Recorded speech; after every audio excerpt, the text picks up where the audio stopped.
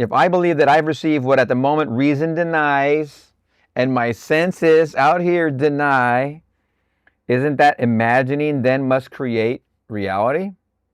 For imagining in my dictionary, and the word imaginary is defined as existing only in the imagination and therefore unreal. Now, am I quoting from a dictionary called the Encyclopedia? Let me pause right there and bring up the idea. If anybody here has studied Seth, you know one of the main words he must have said thousands phrases, YCYOR, thousands if not millions of times, is you create your own reality. That's Seth's style of teaching the same thing. You create your own reality. YCYOR. And what does he say as the subtext?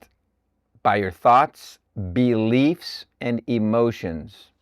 Now, Neville and the teacher Seth, the teacher Neville, are driving the same point home over and over and over. And the beliefs, your beliefs, are the lies you have to convince yourself of.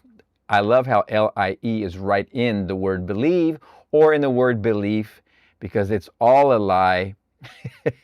You're only convincing this of that lie that's possible in your awareness, in your mind, in the 3D.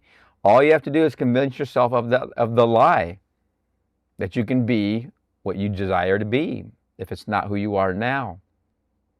It's all a lie anyway. There's no future and there's no past. It's only right now.